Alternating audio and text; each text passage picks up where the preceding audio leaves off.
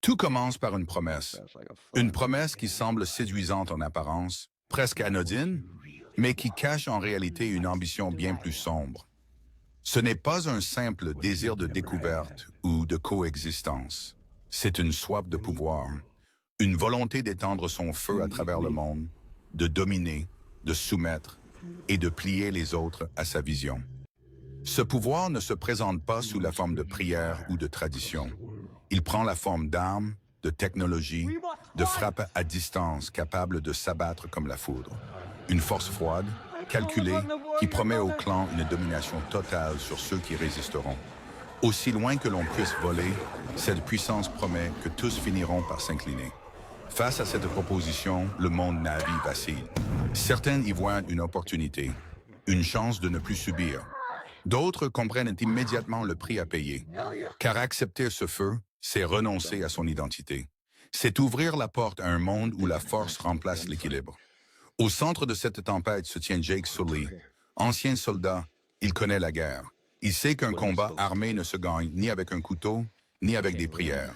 Il sait aussi que fuir éternellement n'est pas une solution. Pourtant, il se retrouve face à une impasse.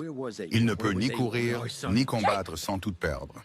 La foi est invoquée comme dernier refuge. La foi qu'Ewa pourvoira. Mais cette foi est mise à l'épreuve par une question douloureuse. Où était-elle lorsque tout a été arraché? Où était-elle quand les pertes sont devenues insupportables? Jake se retrouve alors dans un endroit où il ne possède plus rien. Plus de peuple, plus de forêt, plus de repères. Même l'arc de son père, symbole de transmission et de continuité, a disparu. Tout ce qui faisait son identité semble s'être effondré autour de lui. Il ne lui reste qu'une seule chose, la foi. La foi que tout cela fait partie d'un plan plus vaste, celui de la Grande Mère. Une foi fragile, mais nécessaire pour continuer à avancer quand tout semble perdu. Dans ce chaos, une vérité demeure. La famille. C'est elle qui empêche l'effondrement total. C'est elle qui donne une raison de continuer, même lorsque la peur domine. Les Sully n'ont plus que cette règle pour survivre. Rester ensemble. Ne jamais abandonner. Mais le danger approche. Les ennemis arrivent. Il faut partir. Se déplacer. Se cacher. Trouver un passage. La fuite devient une question de survie. La nature elle-même devient un refuge. Il faut plonger dans l'eau, disparaître, se fondre dans le monde pour échapper à la destruction. Ce monde révèle alors sa véritable profondeur. Il est bien plus complexe que ce que l'on imagine. Bien plus vivant. Bien plus fragile aussi. Il exige protection, respect et transmission. Ceux qui cherchent à y vivre sans masque, sans lien, sans foi, finissent par menacer son existence même. Si l'humanité devait s'installer sans limite, alors le peuple Na'vi disparaîtrait. Cette vérité devient impossible à ignorer. La tension atteint son point de rupture. Le feu s'étend, les alliances se brisent, et le choix devient inévitable. Résister ou disparaître. Pour affronter cette menace, il ne suffit plus de survivre. Il faut se battre. La mère guerrière est invoquée. La force des ancêtres se réveille.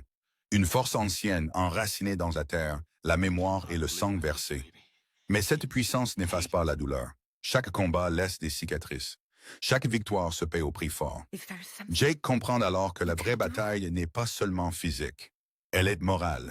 Elle oppose la haine à la transmission, la domination à la protection, le feu à l'équilibre. Vivre dans la haine détruit autant celui qui la porte que celui qui la subit. Un choix subsiste toujours. S'il existe quelque chose que l'on peut faire, alors il faut le faire. Même lorsque tout semble perdu. Même lorsque la route paraît impossible. Car les enfants, eux, trouveront un autre chemin. Un avenir différent, façonné par ce qui leur aura été transmis.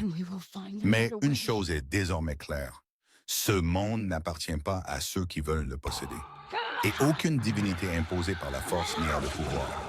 Pandora ne se soumet pas. Elle résiste. Si ce récit t'a plu, pense à liker la vidéo et à t'abonner à la chaîne pour découvrir d'autres histoires racontées avec la même passion.